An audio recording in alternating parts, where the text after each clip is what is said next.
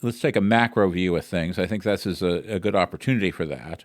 So there's three positions that emerge in 1949 as to what to do about China.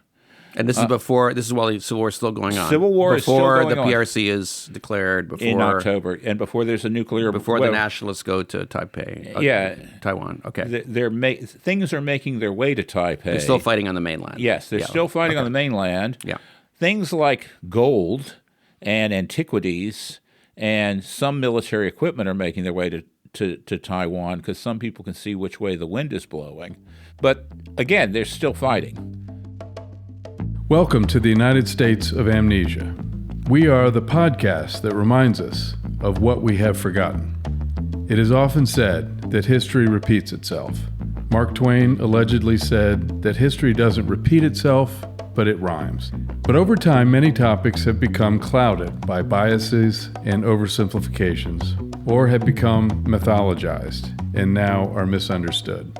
Misunderstanding means learning the wrong lessons from history, perhaps, or even learning nothing at all. And that can leave us poorly prepared for history's next rhyme.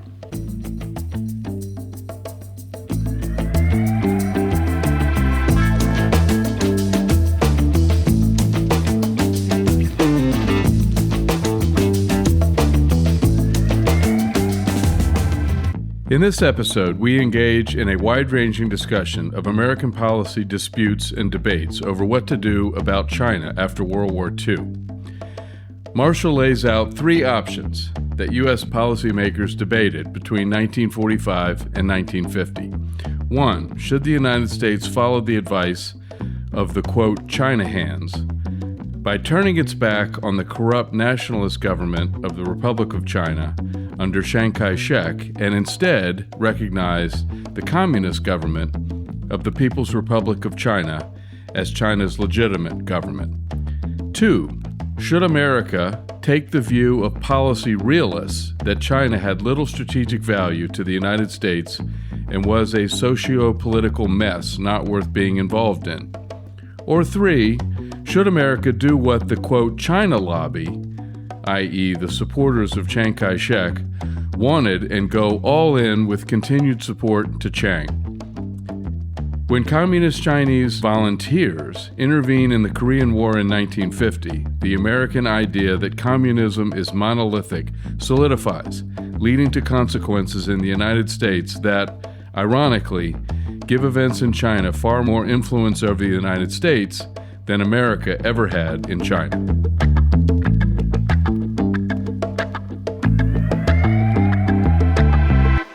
So there's three positions. The first was to come to some accommodation with Mao. But again, since Mao does not have a government, how do you do this? What is your means of engaging with him when you don't have who's your head of state, who is your this, who is your that, who's your foreign minister? There had been negotiations between the communists and the nationalists in the past, and we had tried to broker those. Yes. How did we handle that then?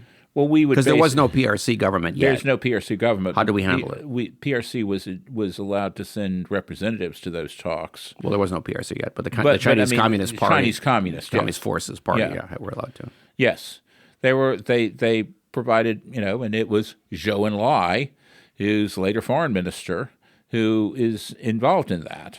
But that was not considered a feasible way in 1949 to try to resolve it. No, and it's actually the least popular of the options. Of the options, yes. Of the three options. There's nothing to accommodate. There's nothing to recognize. So how do we do this? The mechanics of this, because this all means something among people who are foreign policy professionals. Even though these things seem like little niceties to us, they are important. Yeah, you're not claiming to be a country. You're not claiming to be a government, at least not yet. So who exactly am I dealing with and who exactly am I recognizing? Just a bunch of insurgents. Yeah, I mean, like... It makes a difference legally and, Sure. If you do that, you could recognize, say, Black Lives Matter, or you could recognize, ICE as a legitimate government, or whoever, if you take that attitude. And that's kind of what that attitude is Who are you speaking for when you Yeah. speak to me, and you're just speaking for a bunch of bandits, as far as I'm concerned? Yeah. That's not going to have the same thing as if you're speaking for a government. it could be Yeah, Yeah. if you don't have a government and you don't have an intention to form a government, Right. then what are you? Yeah. Okay, so that was not a popular option. That is for not a popular for that reason. I mean, the people that were advocating that are people who had some close connection or contact with the Chinese communists during World War II, and the people that were going back and forth with Stilwell.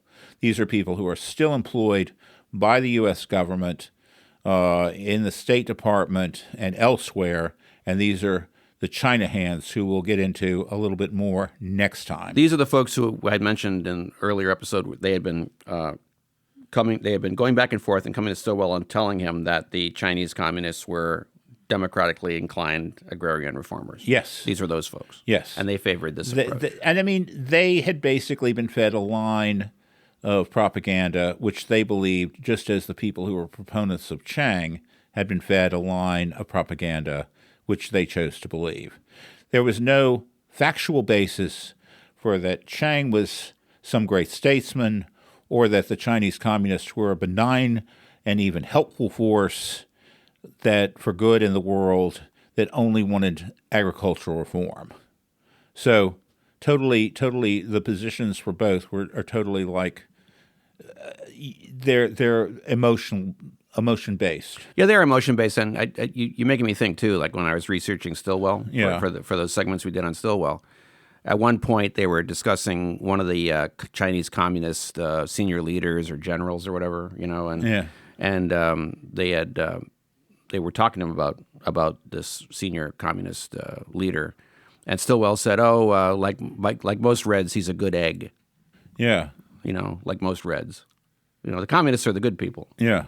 So there was a constituency for this, I guess, and it was not based on real evidence. It was basically, as I said, propaganda, emotion. There was an inclination to believe it. I guess in contrast to what the other side was, which was a bunch of corrupt, people in the nationalist side. So that's a Stilwell factor. is a Yankee, and he has got this sort of ascetic view of the world, and it's like, Stilwell's the sort of person that if they're having to do an evacuation, he's going to lead it. He will put everybody on half rations, and he will take quarter rations because in Stilwell's mind, if it doesn't hurt, it's not real, almost.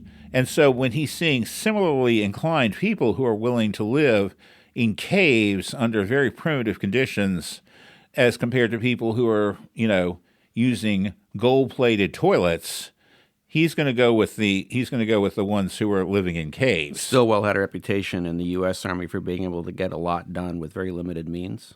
Part of that was being pretty harsh about things, like you said, half rations, quarter rations. But it's true, he was able to get a lot done with very limited means. You could see why he would admire people who he thought were doing the same thing. And the same goes for the people who he was using as liaisons between himself. These guys actually could respect. You're dealing with an economy that's collapsed with the nationalists, and the only way you can get by is through corruption. This is not the view of China that they had been led to believe existed there, so they're absolutely disgusted by it. And then they see these other people who seem like, I am putting the greater good at a premium as opposed to my own survival, and so forth. And so that's kind of where this is coming from, I think. I think it's almost an aesthetic choice that you make. So let's talk about the second position. And the second position was that China is totally irrelevant. And now that's interesting. And this is a position that Marshall had, and this is why Marshall was reluctant to contribute military forces. And this was also both during World War II and also in the aftermath during the Civil War. So Marshall does not see a U.S. interest that is at stake, and he is constantly arguing with people over in the State Department and people over in the new Department of Defense. He does not. He basically takes that position, and Truman kind of takes some of that on, not for the reason that Marshall has. he is basically looking at Truman. So before we go to Truman, Yeah. just to be clear for me and for everybody else, so Marshall's priority was, number one was Europe. Yeah. Number two, I guess, was Japan, and then Korea as a way of defending Japan. And China was priority zero to him. Yeah. Now, before we talk about Truman's view being different from Marshall's, let's talk about why Marshall thought this. I get that he thought Europe was important. I understand why. He doesn't see. I get thinking Japan and Korea are important too. I understand why. But why China is so irrelevant? He doesn't see a national interest at stake with China going in and trying to fix China. He doesn't see he doesn't see the U.S. getting anything out of trying to fix China, only a bunch of problems that are more or less insolvable as far as he's concerned.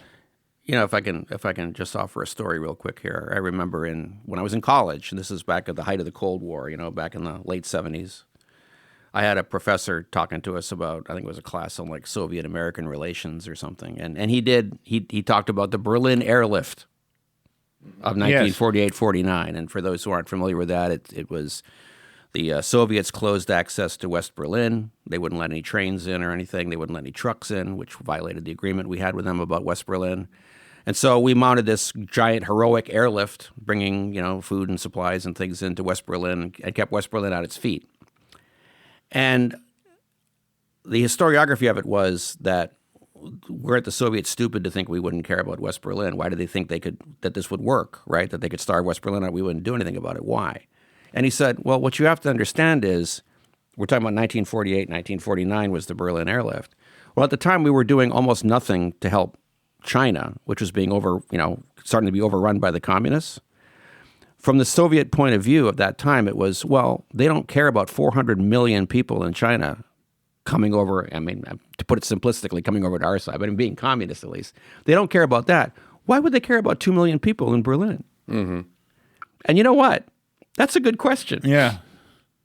But it misled them because it turned out we cared about Berlin and not about China. But when you think about it in terms of population, back to the bias that we have towards Europe. The bias, is it a racial thing? Is it, we care more about Europeans because so many of us are from European ancestry? What? I don't know. There's all sorts of things there.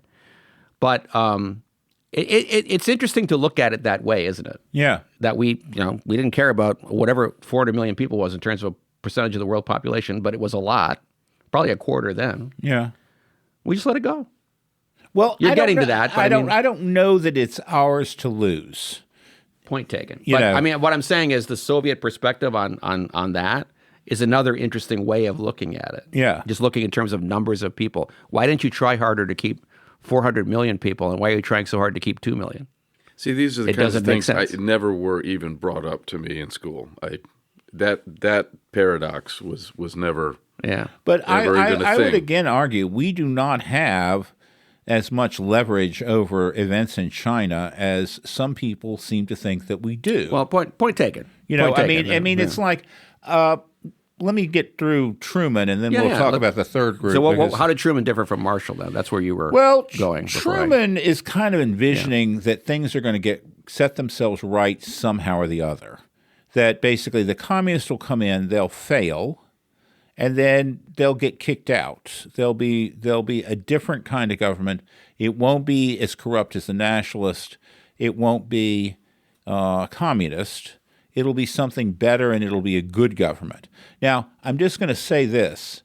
I do like Truman. I grew up hearing all sorts of great stories about Truman.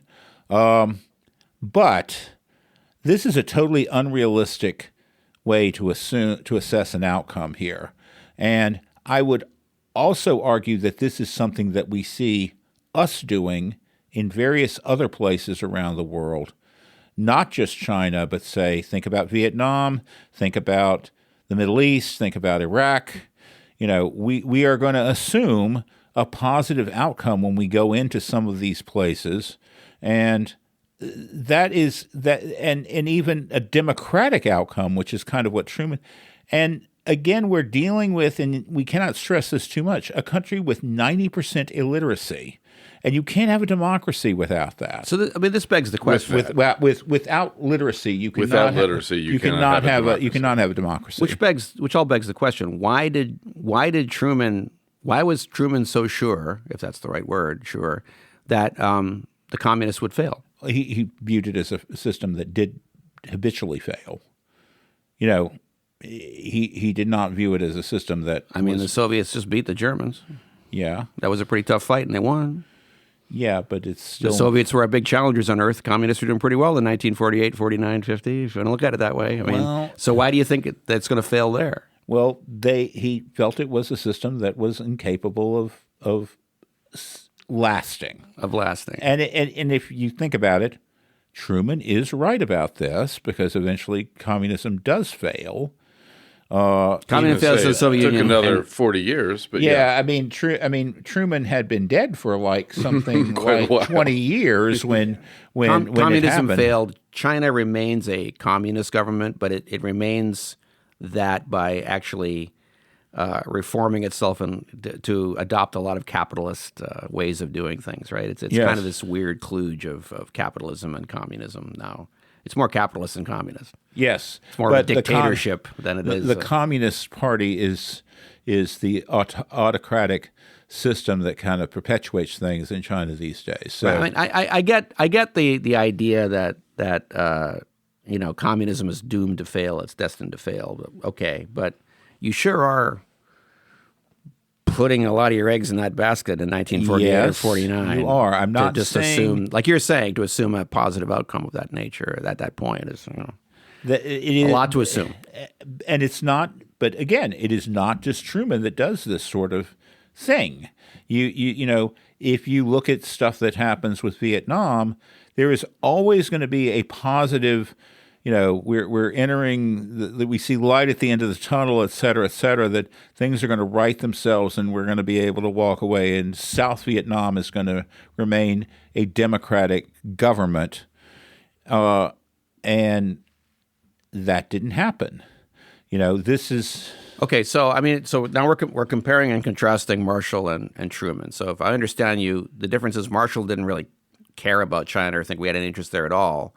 And felt there were more pressing interests elsewhere. Truman felt that China mattered more, but he thought if he just left it alone, it would work out on its own without us having to commit too much to it. That's his initial his initial proposition. Yeah. So that's the difference between Marshall and Truman, at least at the beginning. Yeah. Okay, fair enough. All right. And Acheson wants to take, when he becomes Secretary of State, he wants to take an almost wait-and-see type attitude. He feels like things are too much in a flux to actually come up with a solid policy that's going to have any chance of succeeding any one way or the other. And so Acheson is coming in at the beginning of the second Truman administration. So that would be January of 49. Yeah. And of course, the Nationalists don't retreat to Taiwan until December of 49. So he's got about a year to work with here where he's thinking this. Okay.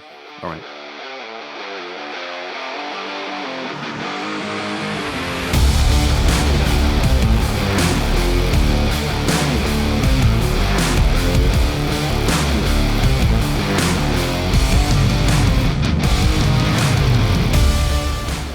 So the third position is to double down and support Chiang Kai-shek. Okay. So this is a position we need to think about, that during the war there was this idea people went over to China as missionaries or on goodwill missions. They were given a dog and pony show by Chiang Kai-shek and his wife. They would be whisked off to these very lavish estates that they had. They would be given a vision for the future that included, in some cases, Christianity. Christianity would be in the back of everybody's mind here because both of them were Christians. So a couple of episodes ago, we talked about in the interwar period, 20s, 30s, 40s, the missionary influence and how they had been bamboozled into thinking that, because they really wanted to think this, that China was going to modernize under Chiang. It was going to work out. Well, we talked about that. And Christianize and modernize. Modernize and Christianize under Chiang. Yeah. And we talked about that at some length. So this third position is them still saying that. Yes. As things go south in in the Chinese Civil War in the late Yes, 40s. and Okay. I mean, a good example of this is Congressman Walter Judd of Minnesota, and he is a former missionary to China, and he is through the sweat of his brow, he gets elected as a congressman, and he actually went on a tour with Truman at one point in 1943 when he was a congressman and Truman was a senator to kind of speak on behalf of the United Nations. So Walter Judd is also a very good friend with Madam Chiang, and he is visiting her in Riverside, New York, and she wants to make sure that she's got him in her corner. Another person is Truman's own Secretary of Defense, Lewis Johnson, who is very strongly and favorably impressed by Madam Chiang Kai-shek. He basically, at one point, makes a comment to a congressman that he knew where they could get all the money he needed from, a source that he declined to name, but it basically hinged on policy regarding China. So Truman has kind of a divided government. He's taking a kind of utopian take on China. Acheson is taking, we don't want to get involved in China. And the Secretary of Defense is taking a position, we do need to get involved in China, and we do need to commit military forces there. Now, within that, because things are confused, and CIA is kind of a new organization, you have people involved in the CIA who are saying maybe we need to be setting up covert assistance to some of the remaining Chinese generals that are still on the mainland and provide them with aid to be able to resist. Now, when you were talking about the Civil War continuing, the areas where these Chinese generals had influence were in the western part of China, and a lot of people taking an interest in the defense of China thought Tibet was very much a isolated area that they could actually conduct operations from. And so covert planning, covert operations on a limited scale were ongoing, mainly because no one had authorized them, but nobody had said you couldn't do them.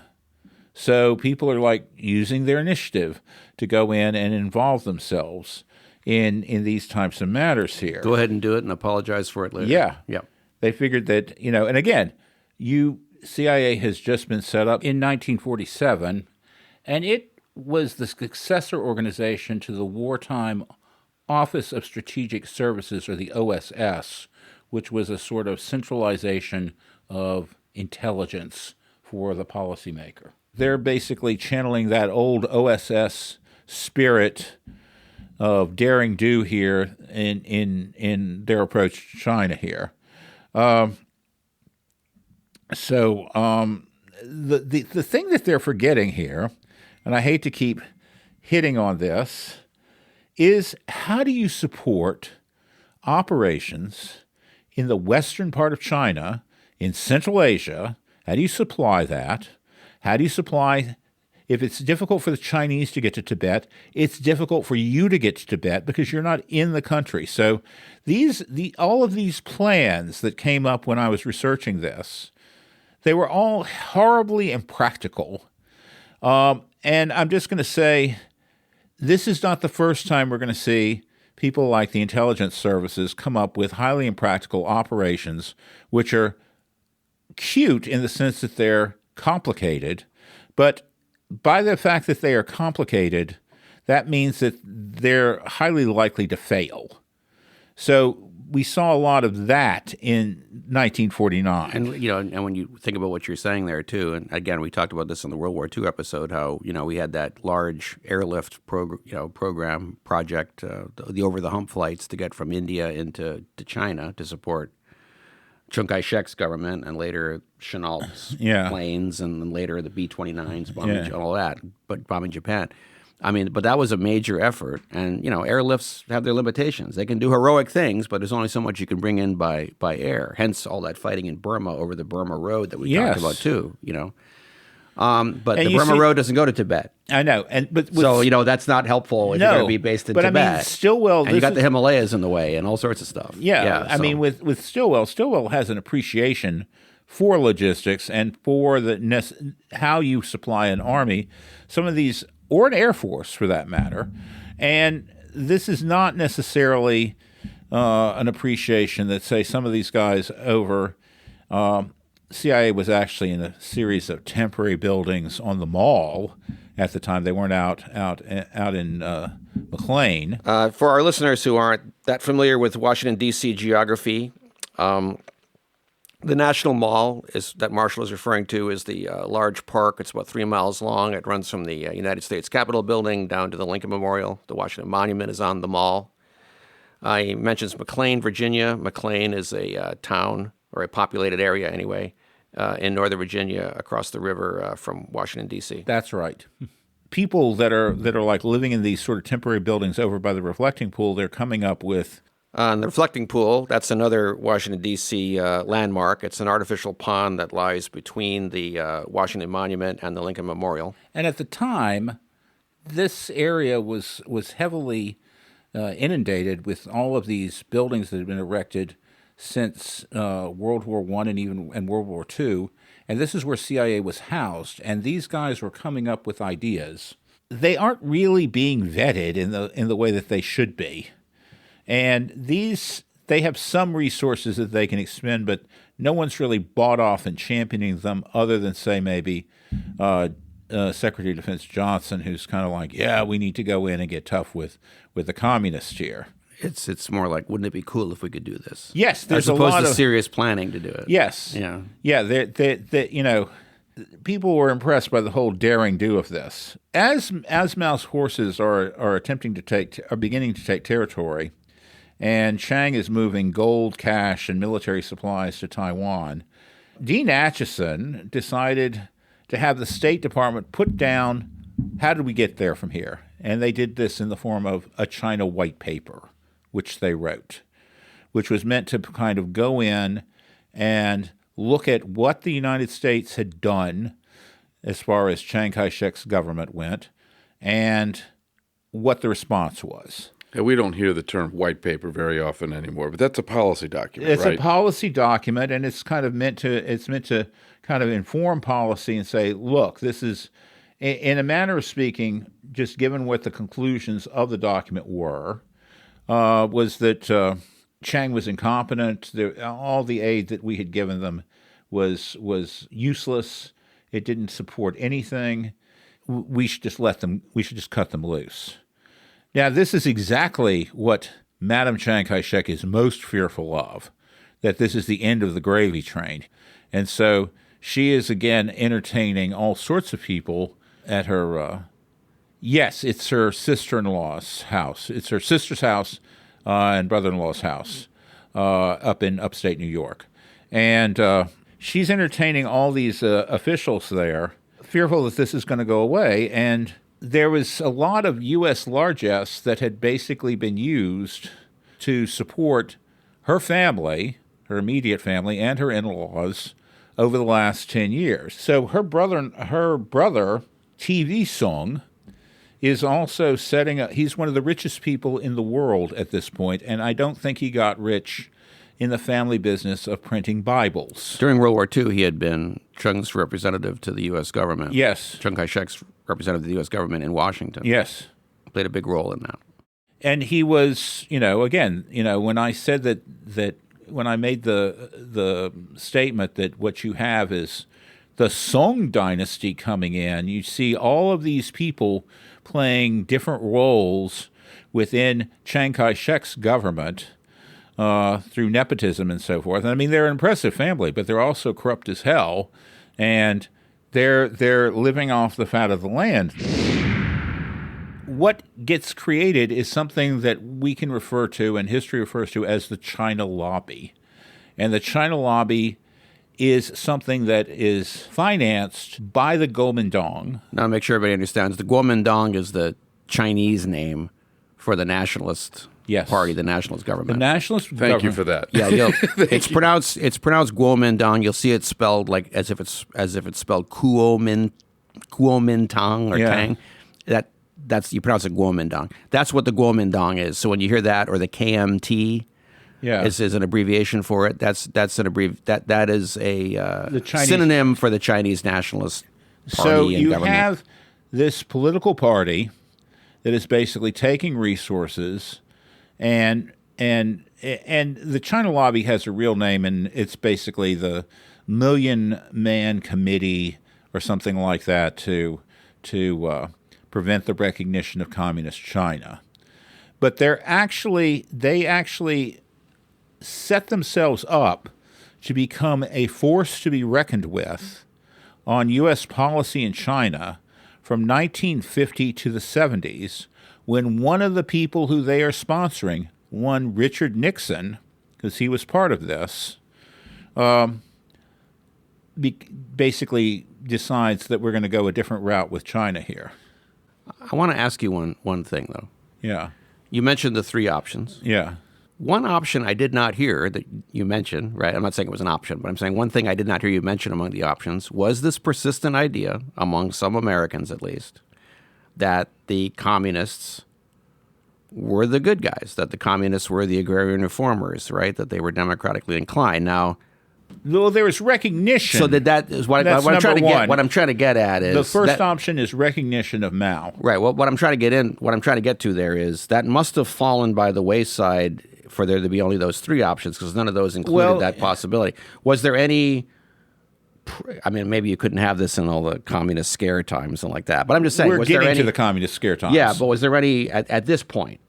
it's Had just- that been discarded? Was it still an active thing? Was it a minority opinion? Where did it stand The at this time? furthest anybody was prepared to go was basically just to recognize Mao, as the government.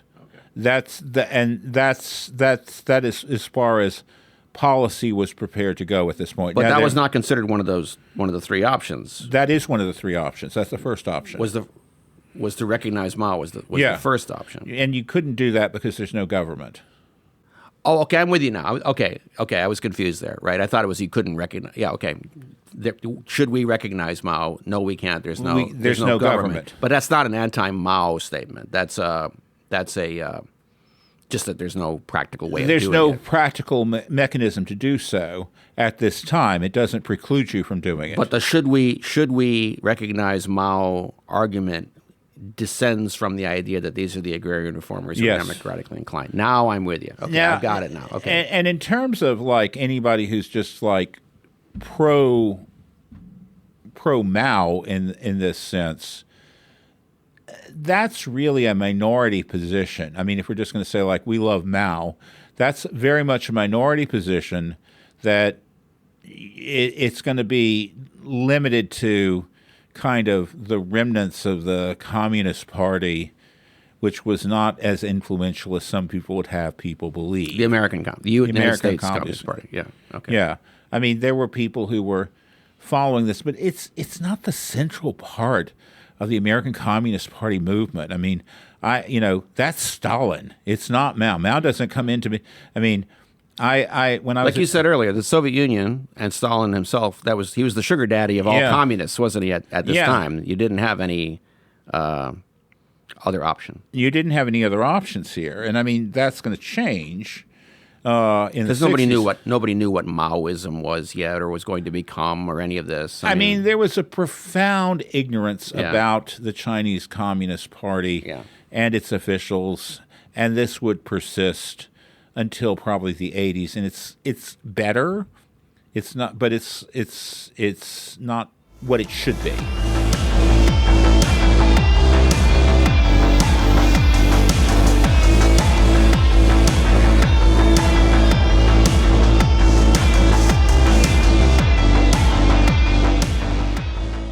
What happened as 1949 progressed and the fall of China became imminent, reactions became, particularly from this third group, even more hysterical.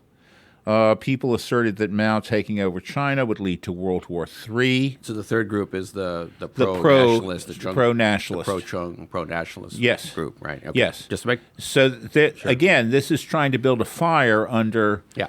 Truman and Acheson to do more. right.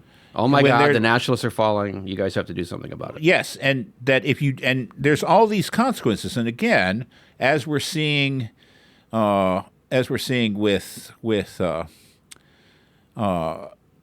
in a number of cases, there's no factual basis for some of these conclusions here. Like World War III, why is it going to be World War III? This is hysterical. This is something that will get people's attention, and people will look at it and ponder it gravely. But it's like, what's your evidence that once Mao takes over China, that World War III is going to break out? Is he going? Mao does not have a navy. He doesn't have an air force, and he's not going to get planes and ships until after the Soviets decide to give him them. And they're not going to be they're not going to be giving them aircraft carriers or anything that can do power projection. So again, where is your issue with this?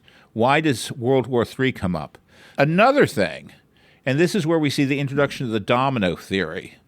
People don't understand that, people are taking the monolithic, this is where we're getting in also into monolithic communism, but it's like, okay, this is essentially an internal Chinese movement that began in 1919. That's what the Communist Party of China is all about. It is not about, some sort of thing that lever that Stalin is pulling in order to destabilize the world. It has been a process that has been going on for a long time, and it is an indigenous one. It is not necessarily something that we would necessarily see export. And in fact, in Mao's conversations with Stalin, he said, I need 3 to 5 years of relative peace to rebuild the country. The country's shattered. There is no appreciation for just what state China is in. Even though we've had people on the ground and doing this, there are statements that are totally ill-informed, and those are the two most hysterical ones. But they're asserted very loudly in the press and by people who are becoming part of this China lobby that's going to be trying to support Chiang Kai-shek and his wife. Let's consider the domino theory for a second. Yeah, I was going to ask that. Yeah. So go ahead. What were you going to ask? No, you go. Well, I was going to say that. So the domino theory, the idea was that one by one, like a set of dominoes falling, the world was going to slowly go communist. Yes. And the only way to stop that was to stop it wherever it was starting, wherever the first domino was falling. Yeah. By force. And if you don't stop it at the first domino, you got to stop it at the second, the third, the fourth, etc. And that was the idea. The domino theory is widely discredited now, but it was a very real thing for people back in circa 1950 and on beyond that into the 60s and beyond. One thing I'll say about the domino theory, one part of it that was a little bit right was that in fact China went communist and Southeast Asia went communist. Okay, Well, we helped. Well, I mean, just leaving that aside though. Okay. Just leaving that aside though, it did go communist. So people would say, well, see, it was partly right. Well, it didn't get to Burma, okay? It didn't get to Malaysia, right? Taiwan. It didn't get to Taiwan. The dominoes. Thailand. Thailand, sorry. Yeah, it didn't get to Thailand. The dominoes did stop falling. That's one thing. Although some dominoes fell, but did you understand what happened there is the other question. And the thing is we were still thinking about that in terms of monolithic communism. Okay, the communists have China now. Now the communists have Vietnam. Now they have Laos. Now they have Cambodia. Burma will be next. Thailand will be next, whatever, right? Well, the thing about it was that what was misunderstood is that these were nationalist movements with a communist ideology. Yes. Yes, they gave some lip service to international communism like that. It was an ideological thing. But their basic thing was about China, about Vietnam, about Laos, about Cambodia. And so that's what was wrong with the domino theory. There were some superficial things that looked right. Communism took over China. Oh, now look at Vietnam. Now look at Southeast Asia. Yeah, but that's superficial because it doesn't really get at what was really going on. And we're not here to talk all about Southeast Asia or anything, but it's just interesting to put that perspective on it. Well, something to consider is that if you're talking about this just as an intellectual matter, if you're going to be looking at any group that's going to be opposed to traditional imperialism, which is what these national movements are a reaction to, the only game in town are the communists at this point. Now, they have their own reason for like promoting those types of things because it disrupts the life and economies of the adversarial capitalist powers. But at the same time, these local movements, they see something that they can build on. You know, it gives you a franchise you can use. It gives you a franchise to get your way. It gives you an ideal. I mean, the same happens in the Middle East as well. Yeah. You know, with some of those movements that come in post-colonial. Yeah. That are going to happen during the 50s and so forth. And sure, there's some common communist things about it. They're not so into private property. You know, they want to do land reform. They want to take land away from the rich people and give it to the poor people. They do things like that. Sure, they do communist things. They are communists. And it's autocratic though, it's autocratic. It always has that feature to it too. But it's based on fundamentally on nationalism, on anti-colonialism, on things like that. If you're going to just view it as an international communist movement, you're going to miss a few things. And we did. Yeah. What you seriously, you maybe could have made made nice with some of these communists, which they were, but gotten them to support them in their anti-colonial efforts. They might have liked you better afterwards. You might not have had the wars. You see, this things is that you had later on. What we had under Roosevelt, and even though we talk about Roosevelt and the fourth policeman idea as being totally impractical and totally unrealistic, Roosevelt did get the big picture that anti-colonialism is coming, and he wanted to be at the forefront. He just didn't quite have a way to get involved in this. And his only way was to find somebody who is a non-white Asiatic power, and all he's got to work with is, in terms of independent countries, or China and Japan's the enemy. So that leaves you with China. But it's like when we go in after the war, it's like we're put in this position, which sometimes we take the anti-colonial view, say with Suez, which was a 1956 crisis involving an attempt by the British, the French, with some help from the Israelis, to retake the Suez Canal from the Egyptians. But then we also get with Indochina, that's another matter where... Indochina is Vietnam. French Indochina is what is now Vietnam, Cambodia, and Laos, for people who don't know. And the French were trying to reassert control, and we supported their efforts.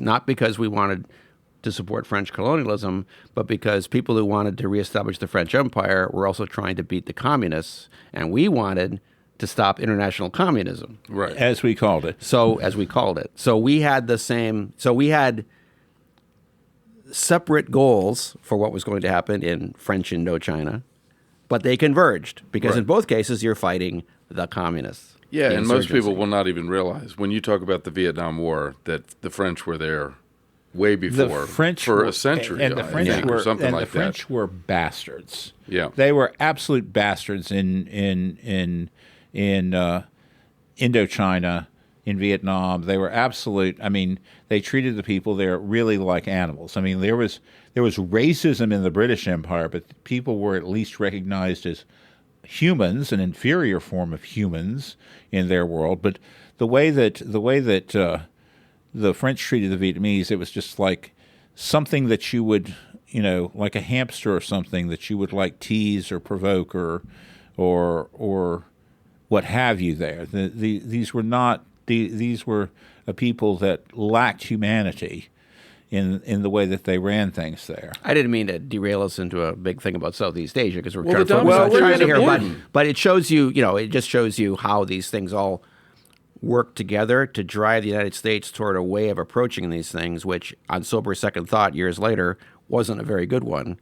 But you can't understand things of the time without understanding the thinking of the people at the time. Right? And that was the thinking of the people. I know at the that time. our focus is China, but I do not want people to come away from listening to the podcast thinking that we're only talking about China, that China is the only application for this. And so you bringing up Southeast Asia, I think, is a good thing. So it's all part of a bigger. It's part of a bigger issue that we're trying to address here. In terms of attitude, understanding, those kind of things towards other countries. I mean, if just to belabor one more point on Vietnam, poor old Ho Chi Minh had been approaching us over and over again, like, "Hey, I want to play on your team," and people just freaking ignored him until we're fighting him. I mean, Ho Chi Minh was making overtures to the United States beginning in 1919 at Versailles, which he had made a special effort to go to Paris to try and engage Woodrow Wilson, who had very little time for him. So what we were looking at after Mao did declare government on 1 October was to try and 1949 to prevent recognition of this new government by our allies here. And who wanted to prevent it? We did. The United States wanted, particularly Dean Acheson wanted to prevent it. Dean Acheson, okay. So Dean Acheson made overtures to Ernest Bevin, who is the secretary, he is the foreign minister for the British, and Bevin is a staunch anti-communist. He was, as only a British labor leader could be. That was his background. But even then, the British felt like they had more interest in sort of maintaining a stable relationship with Hong Kong and various trade issues that they had with China. That was kind of, if we think back to the first episode, the sort of things that were driving British interest in China was trade. And so they did actually recognize Mao within several months of the government being declared. This was a total defeat for the United States. We are not going to recognize China, just to look ahead. The People's Republic of China. People's Republic of China. As the legitimate government of China. Until Jimmy Carter is in the White House. They were very proud of that, too. But Mao, at this point, if we want to look at where his attitudes are, he perceives, some of this is Stalin kind of sweetening the pot there, but he perceives that the United States is very eager to overthrow him. He is unlikely to trust the European former colonial powers, so that leads him to have only one friend and one friend only, and that is the USSR, the Soviet Union. U.S. didn't have any indication of what Mao's thoughts were at the time in terms of, having deep understanding of Mao, and we had kind of been withdrawing forces from the region to, as Chiang Kai-shek's government and forces are disappearing. But one of those guys who had made friends with the communists back in during World War II, as an envoy, might have been useful at this point. And who are you talking about? The China hands. The China hands. The people that had been telling Stilwell that these were agrarian reformers who had democratic inclination. Yes, but folks. They also had established some sort of relationship. Yeah. We had people in the U.S. government who had a relationship with the Chinese communists. During World War II, they were shuttling back and forth. Yes. Between Stilwell's headquarters and the communist capital and things. Yeah, they were. Yeah, all the time they were shuttling back and forth. Yes, and so this is a missed opportunity, I would say. Maybe this is something that is not realistic on my part to wish for or to hope for, but I still think that would have been a good thing for us to have considered. Right. So they those folks existed, but they didn't really have any voice in policy matters. They were around saying what they said, but they had no voice. They had they had a kind of negative capability about the abuses of Chiang Kai-shek, and they were involved in the China White Paper, which, the China lobby is basically saying the conclusions are all wrong. We didn't do enough for China. We needed to do more, which means for nationalist China. For the China lobby China. Is for the Chiang Kai-shek government. Yes, for the Chiang Kai-shek government. We didn't do enough for the Chiang Kai-shek government. Yes. We should do more. Yeah. And all we needed always was just a little bit more. Just a little bit more. A little bit more. All we need, this could be done on the cheap, even though we've spent billions of dollars doing things on the cheap here. Cash my check. Cash my check. Which is what Claire Chennault promised, right? Give me a few planes and I'll win this thing for you. And we got the same thing from CIA as well. All we needed to do was find some generals that were still on the mainland. And Chiang didn't like this. He did not like this idea of all of a sudden all this U.S. largesse is going to go to a different general and he's going to have no control over it. And there'll be other generals that are with him that are not sharing in the bounty of this. So even as he is sitting in Taiwan, totally self-unaware that this approach has not served him well, this is still a concern for him. But this is deeply ingrained in the military culture in China. Yeah, at least I don't know about the communist side, but in the nationalist side and the warlords before them and the imperial time before them. Yes. We've talked about this over and over again in this series, that idea that the largesse comes to me and that's my political power within the system. And I don't want to use it up and get it all beaten up fighting somebody. Fiefdoms. And it's my fiefdom, it's my power base is having that stuff. And even though those guys over there are fighting my enemy, I don't want to give it to them. No. We've seen it over because and over I've again. lost control and I am no longer It's not about us winning the war. It's about me winning it. Yes. If they win the war, then I lose. Even though they're on my side. They're on my side because now they're in charge of my country instead of me being in charge. So it's a whole. No, you know what? We're laughing. It's an understandable way. If you change your mindset, try to get in their minds. It's an understandable way. Sure. Of looking at your role in your society, I guess, and how your society works. It makes your brain hurt. From our perspective, I think that it would work that way. But once you get inside the way they think, it kind of makes sense, I guess. But it's not an effective way to fight an enemy. No. Well, you see, that's the big problem that we're having with this. It's like we're trying to come up with an effective way to fight the enemy.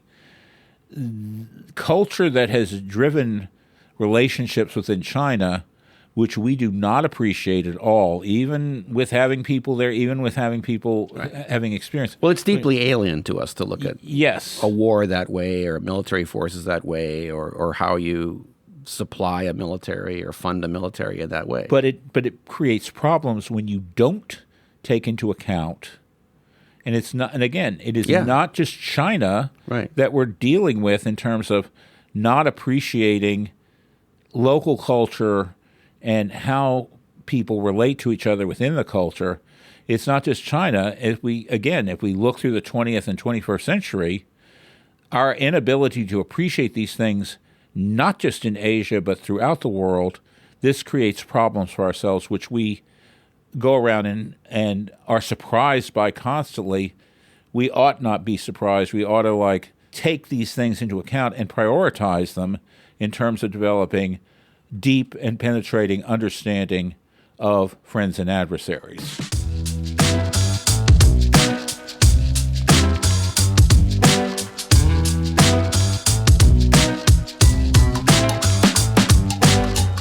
Before we finish up this episode, I'd like to leave it in Moscow in 1949, 1950. Mao decides, after he forms the government, his first official act is to go to Moscow by train to meet with the man with the plan, Joseph Stalin. And again, he basically has only Stalin as an ally at this point, just based on his worldview, thinking that we're out to get him.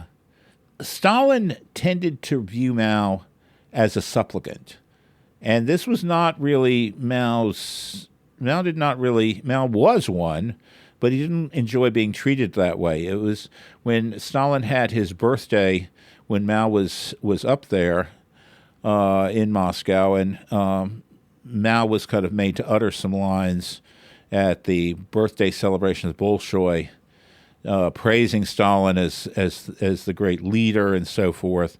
It was almost like he was a performing dog.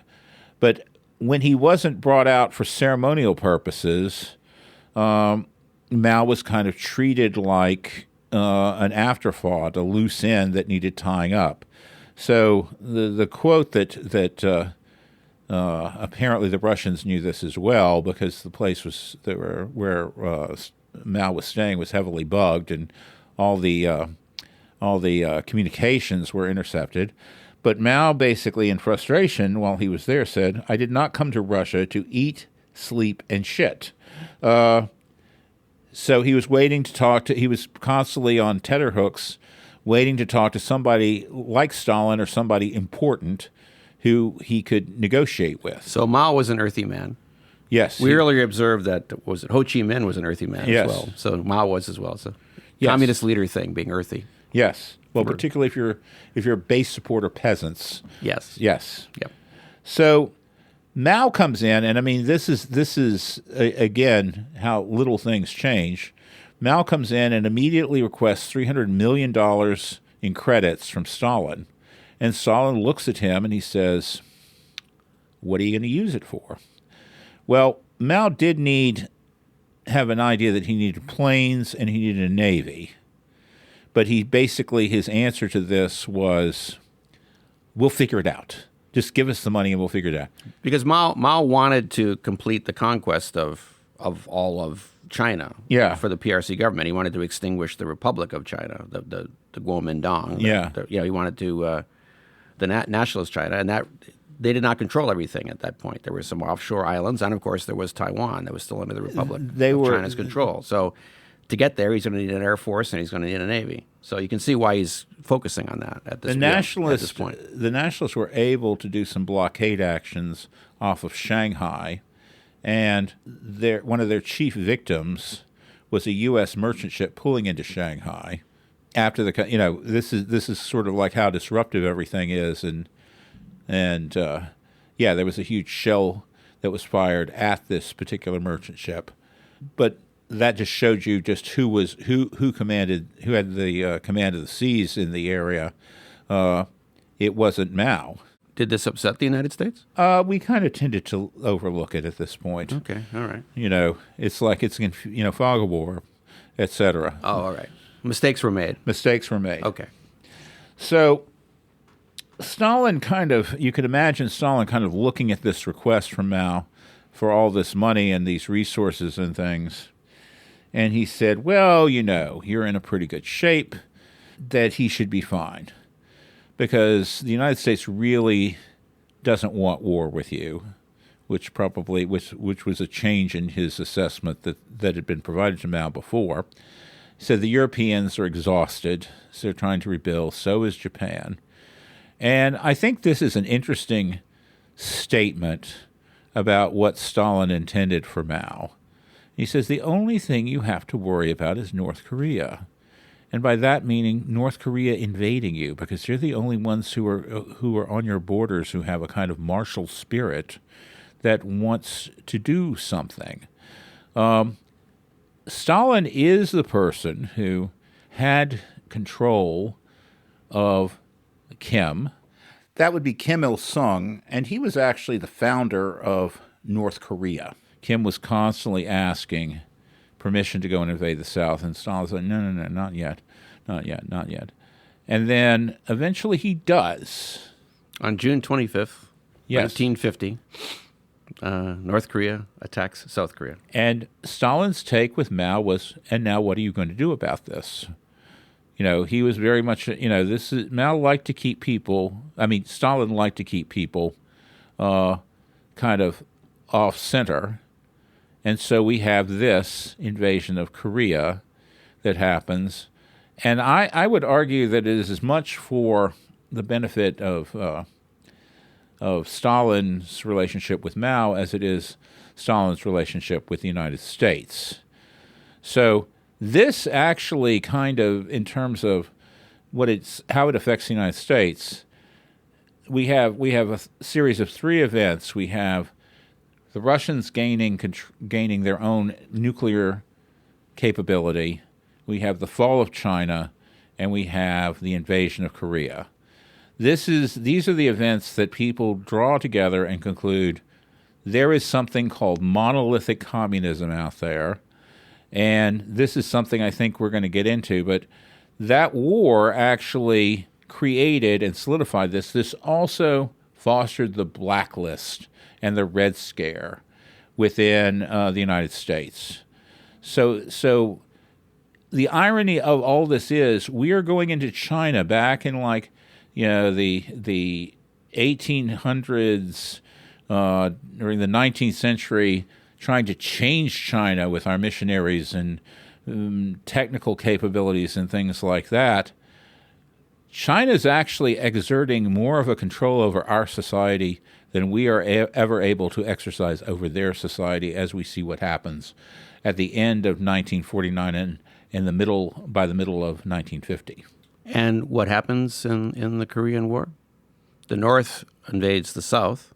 The United Nations, in June 25th, 1950, the United Nations responds, drives the North back up to the Yalu River, which is the border with China. And much to the surprise and discomfiture of the United Nations forces, China intervenes in the Korean War. With volunteers. The People's Republic of China intervenes. Not as a state, but volunteers. In October 1950, and shoves us all the way back. And so we did not realize the acrimony that the People's Republic of China held toward the United States. Fully realize it, really get our arms around it at all, until that intervention happened. It shocked us, and it led to a break with the Chinese communists by the United States that would last for 20 years. 20 years. Now, in response to this, and this too will have a big impact on U.S. foreign policy in the region and our relationship with China, the solution that kind of came to pass that both people like Acheson, who were realists, and people like the China lobby, which were pro-Chiang Kai-shek and his government on Taiwan, was to establish a kind of buffer zone that surrounded China. It stretched from India all the way through to South Korea, Taiwan, and Japan. And this was, and our intention by establishing this was to create a kind of means of containing Asiatic communism, the same as we were doing in Europe with containment over in the European theater. This is the area that's going to get us particularly excited is, of course, going to be Indochina or Vietnam, which is embarking on its own civil war after they managed to throw the French out in the early 1950s. When was Dien Bien Phu? 1954. 1954. Which was the decisive battle. The Battle of Dien Bien Phu was the decisive battle in French Indochina that finally defeated the French. The French gave up on retaining it after that, and that's what gave Vietnam, Laos, and Cambodia their independence. But with Vietnam divided into two zones. Yes. So we will look at some of the implications of all of these things in our next episode. That's it for this episode of the United States of Amnesia. Thank you for listening. We hope you learned something, and we hope you discovered new ways of looking at things you had already heard or thought about, or perhaps hadn't heard about. If you enjoyed it, that's great. If we made you mad, that's okay too. Either way, email us at usa.amnesia@gmail.com and let us know what you think. Also, let us know about anything you think we missed or got wrong. We'd like to know about that too. And of course, please like and subscribe and let your friends and neighbors know about us. We also have a website. It's www.usofamnesia.com. For Marshall, Mike, and myself, Blake Hinkey. Till next time.